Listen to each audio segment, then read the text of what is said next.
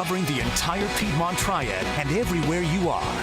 This is WXII 12 News at 5. Right now on WXII 12 News at 5, a lot of news on this Tuesday, including the latest in a Winston-Salem homicide that leaves a woman dead, and Complete Commitment 2013 coverage the races we are watching. But first, mauled to death by two pit bulls, a gruesome discovery made at a home here in the Piedmont Triad. The body of a 25-year-old woman was found last night at her boyfriend's home on Stable Hill Trail in Kernersville. Rob Wu is live outside the Forsyth County Animal Shelter with the story all new at 5 o'clock. Cam and Wanda, the two dogs taken by Forsyth Animal Control and euthanized last night after an attack that no one seems to have an explanation for. It was around 6 p.m. when the male and female pit bull bit 25-year-old Catherine Atkins. The Forsyth County Sheriff's Office says Atkins was at her boyfriend's Kernersville home to feed the dogs because he was working late. Forsyth County EMS got a call shortly before 6:30. The boyfriend's roommate found her body with the dogs. She was not alive when EMS arrived on scene shortly thereafter. Now, Atkins is no stranger to the animals. She's known the two since they were puppies and helped feed them on a regular basis. A neighbor tells us the two pit bulls were usually kept in a pen and never caused any trouble. Animal Control has no previous history with the pets either. Now, an animal autopsy will be conducted in Raleigh. Perhaps some clues could be gained from that. Animal Control also says these dogs appear to be well fed, no signs of abuse or neglect, only adding to this mystery. Cam, Wanda, back to you. Thank you, Rob. And just coming into the newsroom, the Davidson County Sheriff's Office is investigating a homicide right now. The body of 34-year-old Frank Bailey was found last night inside an apartment on Dykers Creek Road. Cause of death has not been released. Anyone with information is asked to call Davidson County Crime Stoppers at 243-2400. And right now, a Winston-Salem murder investigation is nearing its 24th hour, and police have yet to release the name of the victim. We are told she was found beaten to death at a home on Longview Drive. Our Veronica White is live at the scene. She has more information tonight. Veronica? Well, Cameron, the police have just left the scene, so we are waiting on the latest updates from them, but they do tell us that it all happened here at 1501 Longview Drive. A woman found dead. Initially, this was called in as an assault. She was found with blunt force trauma to the head. Still no word on what led up to the assault or who called 911 or information on a possible suspect, and we're awaiting autopsy results. Investigators are not releasing the victim's name, as you mentioned, but neighbors tell me that she was an elderly woman who lived alone and had lived at the home for many years. They say she was friendly and could always be found outside doing her yard work. They say they're in shock, not only because the neighborhood doesn't see a lot of crime, but because out of everyone, why her? She was a real sweet old lady, never bothered anybody. She was always in her yard doing gardening. A real sweet lady. Very surprising because this neighborhood is very quiet. You don't see the police don't be over here at all. But see, the little lady, she didn't bother nobody. She did her yard work. She came and went as she pleased. And this is the 9th homicide of the year in the city. And if you have any information that could help police, please call 727-2800. Thanks, Veronica. In Lexington, the family of an 11-year-old girl who was electrocuted during swim practice over the summer has filed a lawsuit against the city of Lexington. Lauren Cecil was swimming at Brookside Swim Club when a power line snapped nearby and sent out an electric current in the area that included the swimming pool. Lawsuit claims there were reports prior to Lauren's death of failing and falling power lines in that area, including the same line that fell, causing her death. Family is seeking more than $10,000 in damages. It's Election Day, and voters across the state have been casting their ballots. This is video from Mount Airy, where voters are deciding several races, including a seat on the Board of Commissioners. Another race we're watching closely is the mayoral race in Greensboro. City Councilwoman Nancy Vaughn is hoping to unseat incumbent Mayor Robbie Perkins. Bill O'Neill is live in Greensboro to continue our Commitment 2013 coverage. Bill? Wanda, I can tell you that the Board of Elections here in Guilford County sent out a note a little while ago saying, not a record breaker. I can tell you that we are at Rankin Elementary School, and there are about 10,000 possible votes here so far. Roughly 200 people have come out to cast a ballot. There are plenty of poll workers here in the parking lot ready to sway your mind as you walk in to cast a ballot. Earlier today, we did have a chance to speak with the two candidates running for mayor, the big race on the ballot. Here's what they had to say.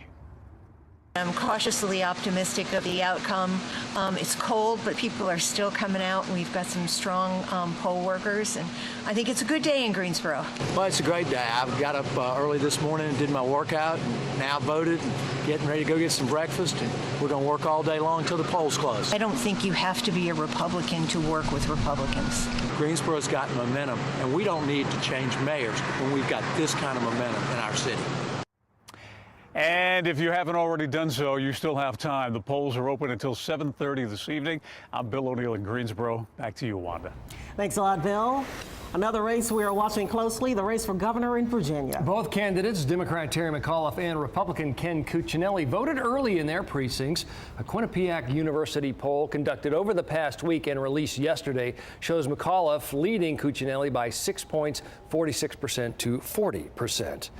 And tonight we'll know if the people of Jonesville want alcohol sales in their town. They're voting on a referendum on selling malt beverages, fortified wine, and mixed beverages in the Jonesville city limits. Voters will also decide if they want ABC stores. Jonesville voters turned down similar measures in 1999 and again in 2006. And we'll, of course, bring you complete Commitment 2013 coverage throughout the night on WXII 12 News and WXII12.com as the election results roll into our newsroom.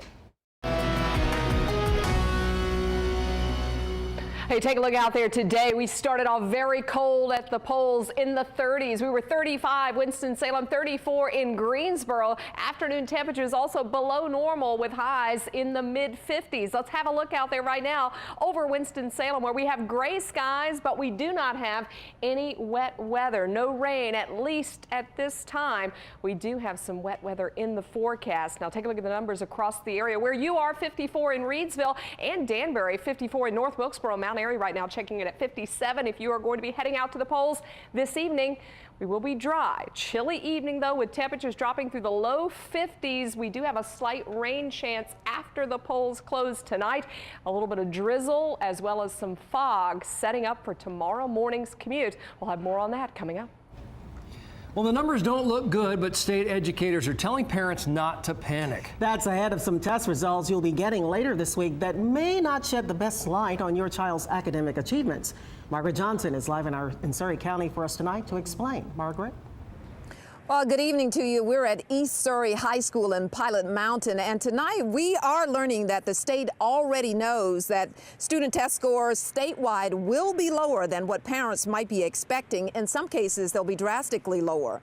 So school districts here in the Triad and across the state are trying to prepare parents, educating them before those numbers are dropped on them later this week. Top administrators have met with school principals and teachers. Information is being shared on school websites, and a plan is in place for parents with questions. Now, this is all part of the state plan to raise the bar for students, to get them ready for the real world. That means students have to master more rigorous material, forcing them to prove that they really know the material.